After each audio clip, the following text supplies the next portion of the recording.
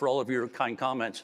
What we're going to do now is we're going to take the knowledge of the science that you just heard about, and we're going to talk to 3 designers who have are really leading in their industries because they've been certified. They've taken the 22 classes, they've taken the time, and they're applying neuroaesthetics and biophilic design in their work. So I'm going to be asking a few questions, and they're going to kind of give you their take on how they're using and applying neuroaesthetics and biophilic design. We're going to start with some introductions. Kat, do you want to go first? Sure. I'm Kat Blue with Blue Lantern Studios here in Atlanta. I got certified in science and design a year or so ago. I met Mike before the certification program was, it was a thought, and it was in process, but it wasn't out there yet for designers to become certified. And, but I was intuitively applying some of the principles and found that through the science and design, those principles or the intuition that I was applying was becoming validated. So I'm excited to be here. I design mostly for hospitality, but also for residential as well. Genna? Yeah. So hi again, Genna Jacobs-Freeman, and I have kind of a wavy gravy path on how I got here. I have a master's in public health with a concentration in epidemiology. I've worked at nonprofit organizations and the CDC, so I really got a firsthand view of how the environment impacts health and health outcomes. And now I own my own studio that focuses on interior design and designing through a well-being lens. John? My name is John Ballentine, and I am with Domicilio Interiors. My path was not nearly as exciting as hers, but I had a midlife crisis at 40 and decided that studying interior architecture was going to be a great idea. So 4 years with people half my age was absolutely amazing. But so I started off doing commercial projects, a lot of tenant improvement, so very rapid, like just all about how quickly we can get something done and for how much, as little money as possible. So I didn't get to utilize any of the interactions and wasn't able to focus on the individual. I had to focus on the entire space. So in 2020, I decided to start my own residential firm. And I did that in Austin, Texas. And at that point, I was able to begin to implement the things that I learned when I was in school from my environmental psychology courses and from about biophilic design and that sort of thing. So being able to use that and incorporate that into my designs has been a lot of fun. And I'm the most recent, or one of the most recent people to do the science and design certification. So I just became certified in February. Yay. So, thank you. Thank you, John. I think one of the questions that we may get out from the audience is what motivated you to get started in this area of neuroaesthetics and biophilia? What was the turning point for you that said, oh, I got to do this? Who wants to go first? I'll go Genna? first. So I'm already kind of science bent, so this kind of viewpoint was very innate for me. So I came at this kind of from the other end, like understanding the science, understanding how to apply the principles. So then the intuitive stuff came later after I understood the data and understood the verbiage and what it all meant. Then I started to intuit. So many designers, you come at it the other direction, where you do this intuitively, and then the verbiage and semantics and all the good stuff helps to bolster what you're already doing naturally. Okay. So I met Mike after COVID. Pre-COVID, I was designing a hotel in Orlando, and COVID happened, and we were still in the process, and we started integrating principles of the science and design, neuroaesthetics, biophilia, trying to infuse the interior with the exterior and creating on wonder. We really wanted to create a space that you walked into and your mouth dropped open and you were just in awe of what you were seeing in front of you. So it was like complex, what do you call it? Organized complexity. Organized complexity, right. So, but I didn't have any of the terminology to go with She it. really did pass the course, though. I did. See, I guess it's been over a year or so. But I'm so passionate about it that I did get all my interior designers who work with me certified as well. So, we're full in now that we understand,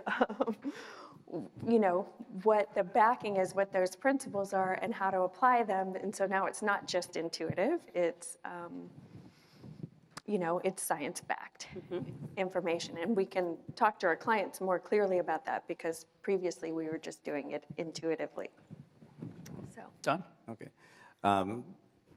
So going back to my environmental psychology class, and we had to go to certain like restaurants or different lobbies of hotels to kind of watch what people did in the space. Like, where did they sit? How long did they sit there? Did they sit separate from other people? So we did that for a while, and I was fascinated with the whys of what people were doing, like in a public space. And also, what we can incorporate to help foster that type of environment. So again, when I started doing residential, I had the what and the why part of it down, but I didn't have the, well, how does the space make you feel? Which is really what it's all about anyway. And I can't even say that it was some bolt of lightning. I was just saying that I did a Google search one day and this popped up, and I was like, this is exactly what I've been wanting to do. And this is exactly the type of focus because mental health and health and well-being are, very important concepts. Yeah. So one of the things that we hear is that this can be a differentiating point. In positioning your brands, are you thinking differently now than perhaps the traditional interior design firm? And do you maybe have an advantage over the competition? I hear from people sometimes that they say we're building a whole new field of interior design, a whole new league, something like that. And do you feel differentiated? And how? Yeah. yeah, Absolutely. do you want to go? Yeah. Sure. I think it really helps you niche down. It helps you to not only niche down, but think about how powerful you are by saying you have the data and you also have the intuition.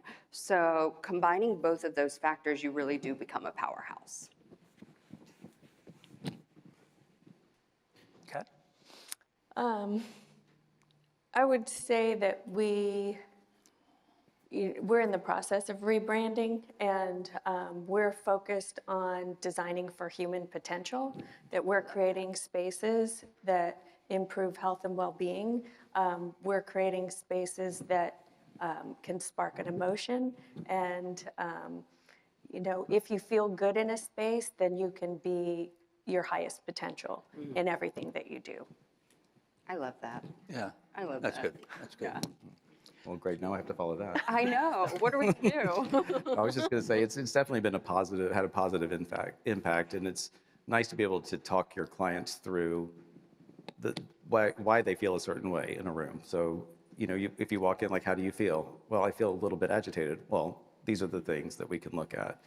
But having the language now to not only explain the whys, but kind of even a little bit more depth without trying to go too sciencey on them, it's brought a lot of people's attention and focus back to this, and it's gotten a lot of traction. Very much. Yeah. So we have a whole new group of words, excuse me, that we're using. How do you use the new words of interior design? Words like neuroaesthetics and biophilia. And another new word, by the way, that is going to hit the industry, it is hitting the industry, and the word is salutogenic. If you break the word down, salute, and if you understand Spanish, salud means health. And salutogenic, genic is the origin of, and so it's essentially the origin of health. That the purpose of design is to create health. That's a salutogenic design process. So these kinds of words, how do you talk to your clients with these words? Want me to go? Yeah, so I know there are many design firms that, and Mike has said, there's many design firms that go straight forward with the word neuroaesthetics and biophilic design, and they hit it head on. We kind of do it a little different. We utilize the phraseologies in our website, but when we're talking to a client, we use them in very gingerly, let's say, because A, you don't want to overwhelm, at least from my perspective, and B, I think education is better done on the back end after you've built this beautiful space, and then you can be like, this is why this feels so yummy because of A, B, and C, instead of on the front end. So you're not convincing, but I think using words like well-being and nervous system regulation, things like that, that really gets the message across, at least in my experience. Mm-hmm. Yeah, and we may throw out salutogenic or biophilia, but we really focus on this supports your stress levels and helps you feel calm or more at ease. So we kind of back it with how you're going to feel within the space. And I do think all the clients that I've spoken to about biophilia or neuroaesthetics are intrigued. And then when you humanize it, then it really resonates. Mm-hmm. Well, also, if you're including these words on your website, your client is naturally drawn. So you're kind of preparing them for that type of a conversation. Mm-hmm. In preparing for this panel, I looked through John's website, and I have to tell you, you should take a look at this on his website, and he's got a couple of great quotes here that I want to ask him about. And the first headline is, "Your home is in a constant conversation with your brain." Think of how profound that is. Most of us have no idea what it's saying. So look how important that is. John, you want to extemporize on that? Well, I mean, if you think about it, I mean, we're taking in, 11 million bits of information per second, and we can only process 50. So there's a huge amount of information that our body is receiving that we're not really paying attention to, but our subconscious is. And so even when you're asleep, if you hear noises or voices, you're going to react a certain way. So just understanding that whether you're consciously thinking about it or not, your brain is picking up all the signals on what's going on around you. Yeah. So and that's how I talk to my clients, is I show them, this type of thing, so I can kind of talk them through.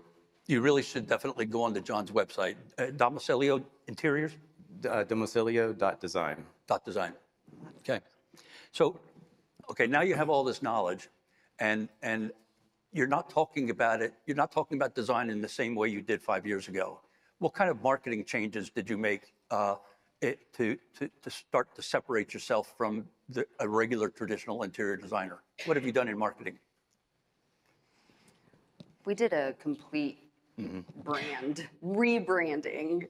So we redid our website. We also kind of recentered the words that we're using. We became more intentional, I would say. It's an upgrade in intentionality in general.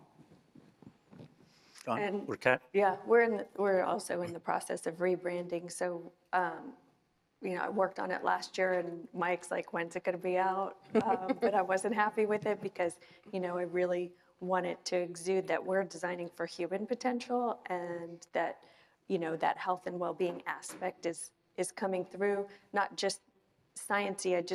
It needed to embody all of health and well-being. So we're getting there. Yeah. I recently redid my website as well. Just even incorporating things like the spacing of the text or the color of the font, that sort of thing, have all made a huge difference. But really the biggest thing that I did was, instead of saying what we can do to help you, is I frame it in, your brain is doing X, Y, Z, or your home needs some sort of assistance. So it's repositioning us as helping the clients. So it's all focused primarily on the you instead of the we. And so many of the certified designers are now including health-based design. That's why the title of the presentation that we just did was Creating Health-Based Design. They're actually using those words as not just creating pretty rooms or attractive aesthetics, we're creating health. That's the purpose of science and design. Now, another question, what does it mean to be saying that you create design filtered first and foremost through the lens of neuroaesthetics and biophilia? It's a flipping of what's going on in our brains. We're first thinking about the neuroaesthetic and biophilic benefit. What does that mean to you in your design process? Don't everybody start up. I think it's that intentionality. It's that looking at things through the lens of materiality. It's looking through things through the lens of how color impacts the space. It's really thoughtfully going through what you're designing and how you can make that space breathe, or how you can make that space reinvigorate the people that live there and actually imbue life back in. So give. And I think for us, we're focused on designing for human emotions. So we kind of we're applying the principles of the science and design to everything that we're designing, but ultimately we're coming back to how do you want to feel in this space? And for us, we design a lot of hospitality, so it might not just be calm, it might be energized, it might be excited, it might be, awe. So I think we're conscientiously applying the principles because now we know what they are versus intuitively doing it, but then we're still focused really on, again, for human potential and emotion and how you want to feel in that space. Yeah, I mean, they said it pretty eloquently. So the only thing I'll add is that I'd just like to find out what the goal is and kind of how we can achieve that for them, because a certain color might be soothing to me, but it could be something that's that angers somebody else for some reason. Maybe some past trauma. So talking through things, educating the clients as I go is also really important. And not talking over their head, just making sure that they stop me and ask the questions if they have anything. Well, we've talked so far about how great neuroaesthetics and biophilia are. Are there any misconceptions that you've run across in terms of using or applying neuroaesthetics and biophilic design? I mean, I think for us too, because we design for hospitality, some people have an aversion to the maintenance of live plants, though we will push it and we'll try and give them, a maintenance schedule or something that they can do or to maintain live plants. But, through biomimicry, we can still create these beautiful environments that give you that sense of having the natural environment within the space without the maintenance. So that's something that we're constantly educating our clients on, especially in a hospitality space. Now in a residential space, I would focus on live plants because we know that they do improve the quality of the air around us and our health in a more meaningful way than faux. Yeah, and just to kind of piggyback on that, it's not, sometimes biophilic design, people think it's just picking a plant up from outside and putting it inside, but it's so much deeper than that. It's patterning, it's color, it's texture. Again, it's all the things, it's not just, the plant. Exactly. And to tack on to what you said, sound is also a really important aspect of it. It's kind of something that's overlooked a lot, but making sure that you're incorporating things that absorb the sound so that it doesn't cause additional stress and that sort of thing on the clients is important. Yeah, and I might mention that for our first 2 or 3 years, science and design has focused mostly on the visual, but the next phase of what we're going to be developing are how to use and how to attract and impact the other senses. You know, the word aesthetics is much broader than just visual. And so we'll be tackling aesthetics in a much broader way in the months to come. The last question I have, and then we'll open it up for questions from the audience, is how can designers better help clients understand the value of investing in health and well-being? Yeah, so well-being right now, it's trending, but if we can like help people understand that this is a well-being tool, like this, there's so much it can do to improve not only your physical health, but your mental health, your spiritual health, like the whole thing. So it's great if you find the right client. It's wonderful. Yeah, I had a moment a couple weeks ago where I was at the gym, and no matter what I did, I kept getting more stressed and more stressed. And I was like, okay, I'll listen to this podcast, or I'll listen to this, and everything just got me even more stressed. So I was like, okay, I've got this app called Indel, I think, and it has colored noise. So I put on pink noise, and within 30 seconds, my blood pressure dropped, and all of a sudden, my shoulders lowered. And so I just tried to work with them to find out what are the things that are going to help make them drop their shoulders and, you know, make them feel more relaxed in their space. That's cool. I need that app. It's great. Yeah. Yeah, and I would say that it's no longer just about design, it's about quality of life.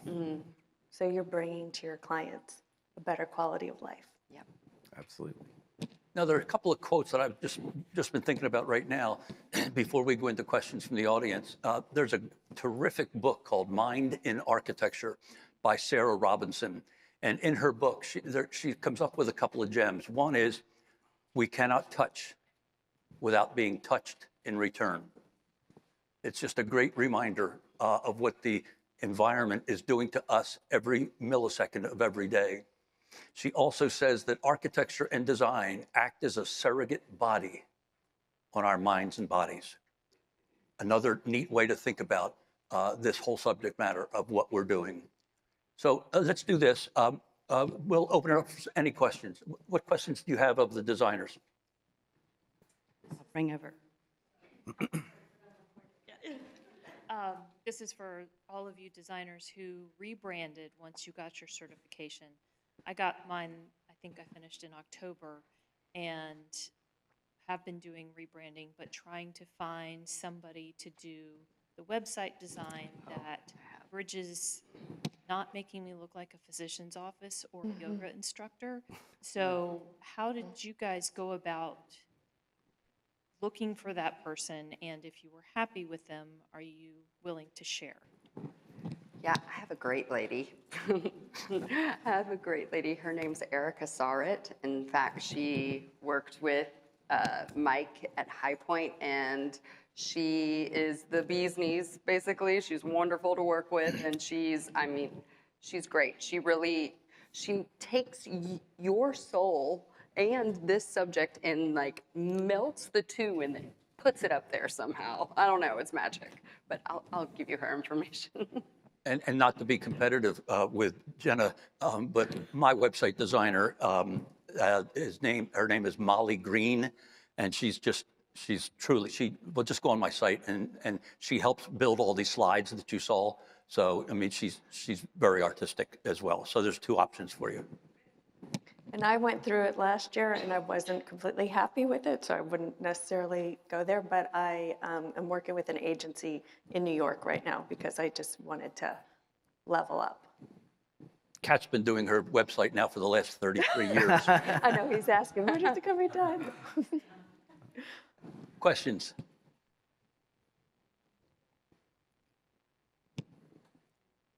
Anything else? Anything else?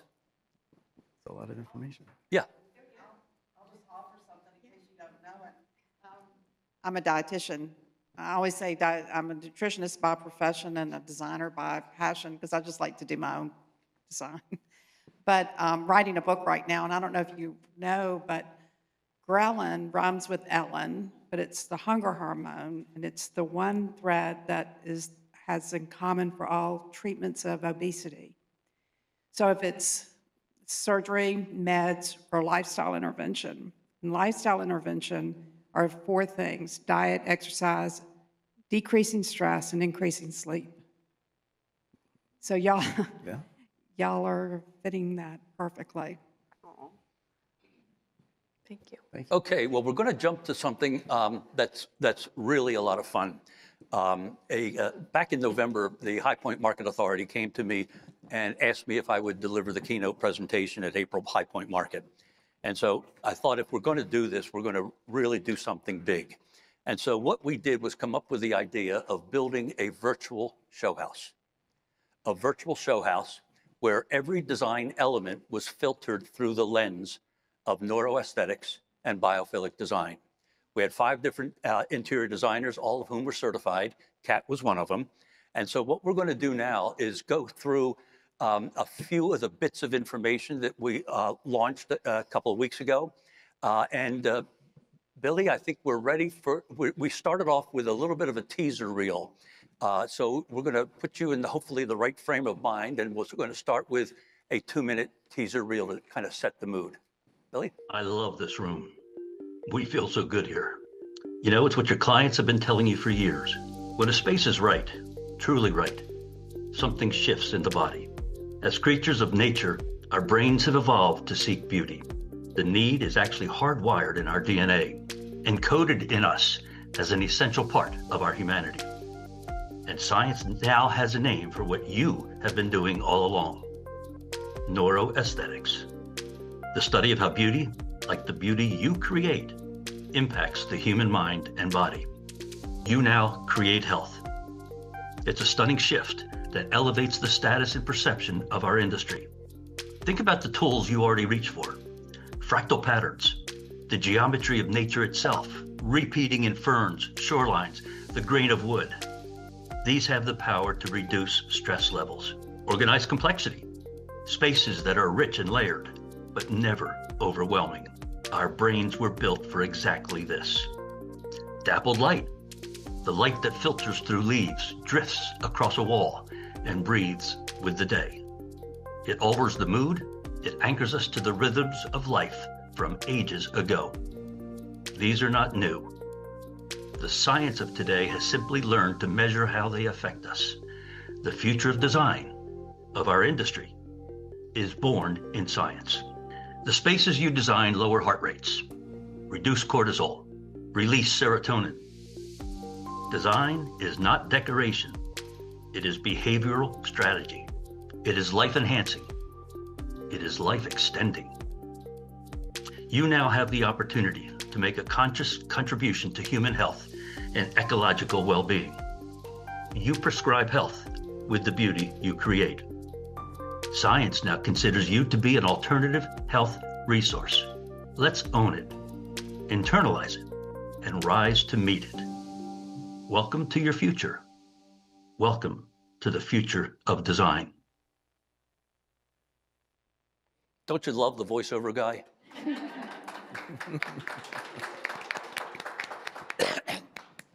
Okay, what we're going to do is, let me see. Okay, what we're going to do is just a quick review of some of the terms that we launched at Market, but also that you just heard in the first presentation. And we're talking biophilia, neuroaesthetics, and things like organized complexity. These words were introduced for the first time a couple of weeks ago. Fractal patterns. And by the way, the image on the project on the left is some of Kat's work. Beautiful. Prospect and refuge. Dappled lighting. And so what we did was we profiled a family of 4. And each of the designers, there were 5 different designers. Each designer had a different room. And the profile of the family was 2 professionals. The parents were like late 40s. It's an African-American family, which helped add some culture to the project design. The children were a teenage daughter, 17, who values her independence, maturity, and self-expression. And the younger son, 8 years old, benefits from sensory supportive environments. And Marie Cloud helped us pull this profile together. Marie was here last year. She's an outstanding designer, very, very smart, and she helped us a lot in developing the profile of the family. And so what we want to do is give Kat the chance, but your notes aren't there. Yeah, my notes are over there. Okay, let's see if we can do this. See if it'll go that far. Let's see. Or do you want to sit here? Maybe we could. Yeah, you sit here. Thanks. Thank you. So I'm going to share my space, but I wondered if we could all take a deep breath together.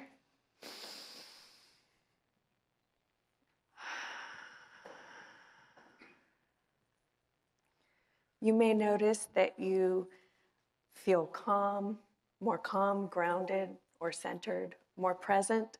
Imagine if when you enter a space, you could feel like this. You could feel more calm, centered, or grounded. That's what we wanted to achieve through this design process. How do I get it to go? It's going to be this one right there. That one, thank you. Maybe. You sure? Yeah. It's not going. Wait, let me try now. No. Sorry. Here, oh. Voila. Before we designed this space, we didn't start with how it should look, we started with how it should feel. A home that doesn't just function, but supports you at the end of a day and gently restores how you feel inside it. This home sits in Greensboro, a place shaped by nature, sustainability, and deeply rooted in creative culture. So the question became, how do you design a home that reflects that same balance between environment, art, and everyday life? What if a space could help you feel calmer without you even realizing why? From the very beginning, we focused on human experience, how someone arrives, settles, connects, or withdraws into quiet. Your eye is naturally drawn outward, toward light, toward nature, toward openness, and then the space reveals itself.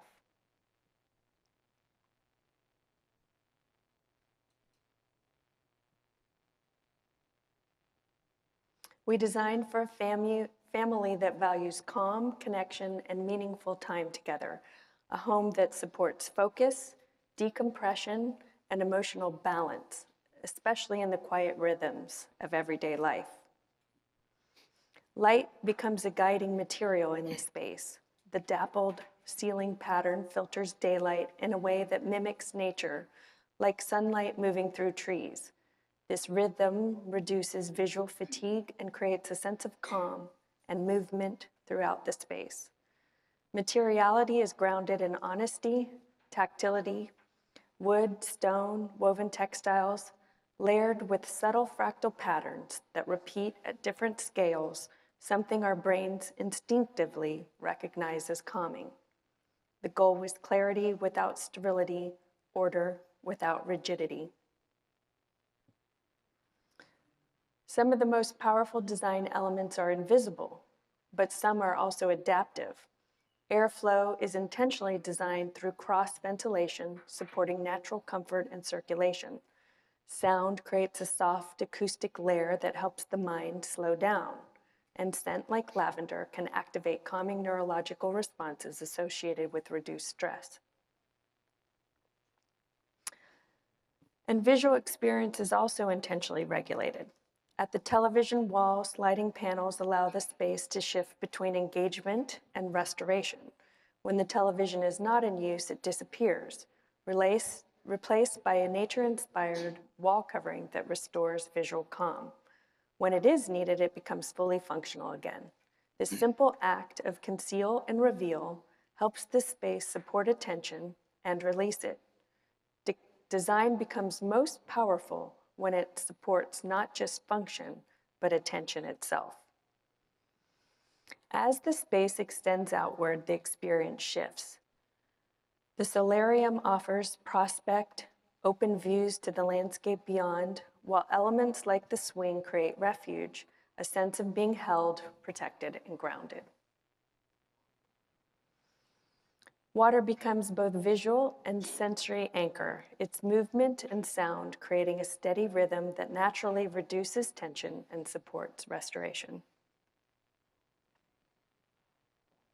We've incorporated materials and products from select partners who focus aligns with our design intent around wellness, craft, and sensory experience.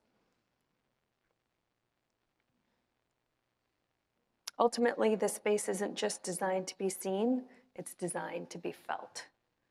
When design aligns with how we are naturally wired as humans, it doesn't just create beauty, it supports how we live, connect, and restore. And that is the true potential of design.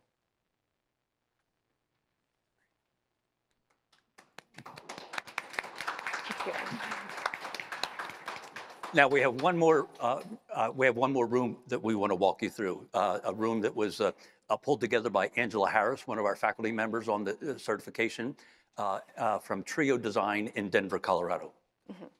And I'm sorry, Angela's not here to present her work, but I'll do my best. I did have the opportunity to see her alongside myself in High Point, and so I have some idea of how her thought process on the space. The primary suite for the Science and Design Virtual Showhouse was designed by Angela Harris and Trio Design. Trio Design approached the primary suite as a place to truly unwind, restore, and connect. You'll notice a neutral palette paired with layered natural textiles, soft wall covering with biophilic elements, warm wood, and a variety of textiles. It creates a sense of richness, but without adding visual noise to the space. The idea here is that when the environment feels calm and cohesive, the mind follows. By reducing visual complexity and space, the space naturally supports rest. Here are some of the vendors used to support the design. As you enter the suite, the space immediately opens outward to an expansive window that frames the view and strengthens the connection to the surrounding landscape. While the view creates a sense of openness, the room still feels grounded. More intimate elements like the fireplace and window seat bring comfort and enclosure, balancing prospect with moments of refuge so the space feels both expansive and secure. Every element in this design is intentional and requires close collaboration across disciplines to function as a cohesive experience. For example, the placement of the tree was carefully coordinated between Trio Design and the landscape architect. There's an inherent human tendency to seek out trees when looking outward, and this insight informed how the view was shaped. Again, here are a list of some vendors used to support the design. In the vanity area, stone, wood, and organic forms reinforce that relationship with nature. Paired with the view to the exterior, the material palette helps blur the line between inside and out. It's a subtle but intentional approach that allows the space to feel calm, familiar, and connected. The primary bathroom feels like a private escape. The waterfall just beyond the glass becomes the focal point, bringing movement, sound, and nature directly into the experience. At the same time, the space is highly functional, with double showers, concealed storage behind it, and a clear, intuitive layout. While natural materials ground the space, lighting supports the experience. The result is a balance of beauty, well-being, and everyday functionality. And by the way, you just heard Kat use the word well-being. One of the things that at Science and Design, one word that we are staying away from now is the word wellness, because it seems like every product in the world is laying claim to the word wellness. So the phrase that we're using is health and well-being, and it better explains what it is that we're doing. Now, what we did also in the presentation was we developed a 3D video that walked us through the house. So Billy, if you can go ahead and hit the 3D video. While he's doing that, let's switch.